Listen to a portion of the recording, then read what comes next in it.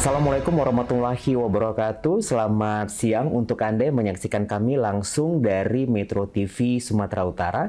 Senang sekali untuk siang hari ini saya Zaki Yusuf hadir bersama Anda tentunya berbicara tentang target kinerja kantor imigrasi Belawan tahun 2022. Dan bersama saya Anda bisa menyaksikan saya bersama Bapak Rida Saputra selaku Kepala Kantor Imigrasi Belawan yang nanti selama 30 menit ke depan akan berbicara dengan kita tentang target kinerja kantor imigrasi Belawan di tahun 2022. Tapi sebelum saya ke beliau, saya ingin menyampaikan kalau fungsi dari kantor imigrasi adalah melakukan pemberian dokumen perjalanan atau paspor RI, izin berangkat dan izin kembali, melakukan penentuan status keimigrasian bagi orang asing yang berada di Indonesia, melakukan penelitian terhadap kebenaran bukti-bukti kewarganegaraan seseorang mengenai status kewarganegaraan. Baik, kita langsung aja ke Bapak Rida Saputra, beliau sebagai Kepala Kantor Imigrasi Belawan. Selamat siang, Pak Rida. Selamat siang, Mas Jati.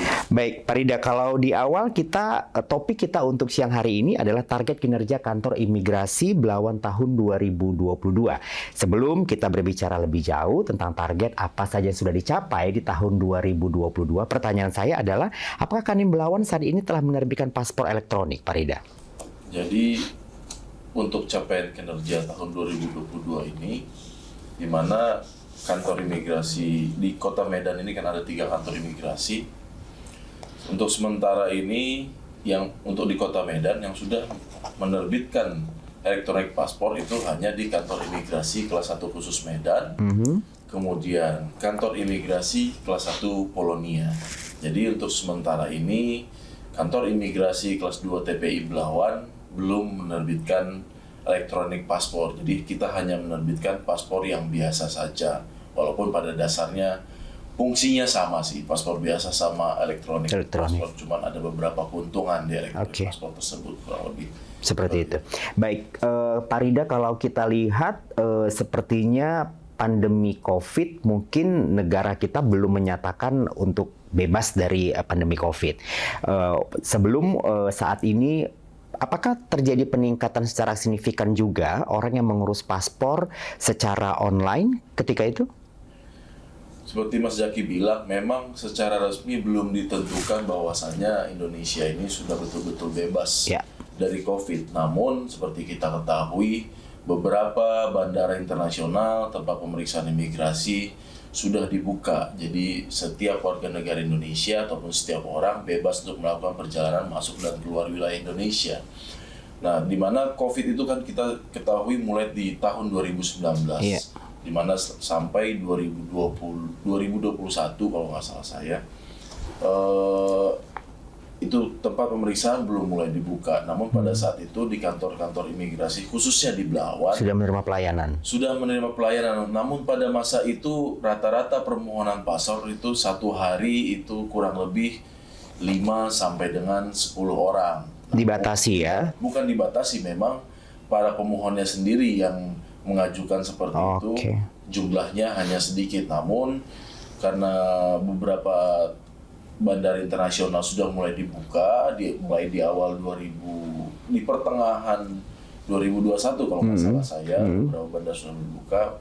Kemudian beberapa bulan ini sudah mengalami peningkatan, di mana permohonan paspor yang ada di kantor imigrasi Belawan itu rata-rata 200 sampai 250 per hari, kurang lebih. Nah, kalau dilihat Pak Rida, apa tujuan dari masyarakat Indonesia saat ini? Kan kalau dilihat sudah mulai tinggi terus nih, mereka pemohon untuk membuat paspor atau juga melakukan pergantian paspor seperti itu. Tujuannya apa sih paling banyak, Pak Rida? Untuk sekarang, saat ini yang paling banyak di urutan pertama itu untuk umroh. Oh, umroh. Karena kita umroh di Arab Saudi sudah mulai dibuka ya. Perjalanan juga sudah travel agent mulai aktif, khususnya di Kota Medan ini. Terus jadi rata-rata untuk umroh sendiri setiap hari itu kurang lebih 100 orang untuk mengajukan permohonan paspor. Kemudian di urutan kedua rata-rata untuk tujuan berobat ke Penang, ke Malaysia. Kemudian yang ketiga barulah dari tenaga kerja Indonesia yang akan bekerja di saat ini hanya untuk yang ke Malaysia saja. Ke Malaysia saja. Baik, tapi selain kita berbicara tentang seperti apa izin permohonan paspor, juga tingkatnya pemohon saat ini di Kota Medan, khususnya di Kanim Anda Belawan adalah tujuannya seperti yang Anda sebutkan tadi. Saya pengen ajak bicara Anda untuk berbicara mendeteksi dini terhadap PMI non prosedural. Ini marak nggak sih sebenarnya di kawasan teritorial tanggung jawab Anda sendiri kali ini adalah kantor imigrasi Belawan? Jadi permasalahan terkait dengan PMI non prosedural ini dari tahun ke tahun selalu kita hadapi. Di mana secara geografis Kota Medan, Sumatera Utara itu kan langsung berbatasan dengan negara tetangga yaitu Malaysia.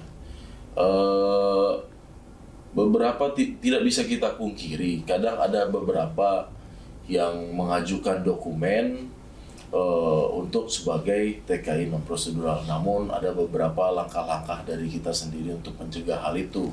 Salah satunya adalah meningkatkan keahlian atau kemampuan pendeteksian secara dini oleh petugas, khususnya di wawancara, karena pada saat melakukan permohonan paspor itu kan ada tahapan wawancara. Nah, dari situ petugas wawancara kita bekali dengan kemampuan intelijen, kemampuan pemeriksaan yang mendetail, sehingga mereka akan mengumpulkan pengumpulan bahan keterangan dari satu orang tersebut atau profiling, apakah si pemohon paspor ini layak untuk mendapatkan paspor, benarkah dokumen-dokumen yang dia lampirkan. Kalaupun dari sisi petugas masih merasa ragu, kita akan melakukan konfirmasi terkait keabsahan dokumen dan melakukan wawancara lebih dalam lagi terkait dengan tujuan. Itulah salah satu pendeteksian ini ataupun pencegahan kita kepada masyarakat yang ingin bekerja secara non prosedural di negara tetangga. Seperti itu. Oke, Pak Rida.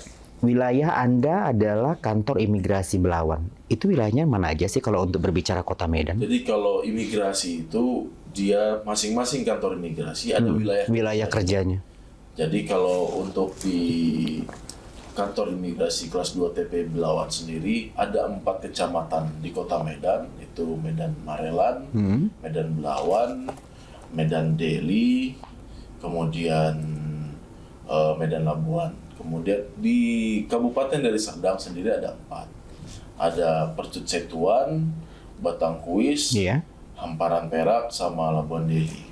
Oke, seperti itu. Baik, kita harus break dulu Pak Rida. Tapi nanti di segmen kedua saya akan mau berbicara tentang dengan Anda berbicara tentang kedatangan orang asing. Saya juga sedikit ingin mau tahu informasi masalah itu, tapi nanti di segmen kedua. Dan kita akan kembali, Anda yang masih menyaksikan kita langsung dari Metro TV Sumatera Utara, Anda jangan kemana-mana, tetap bersama kami.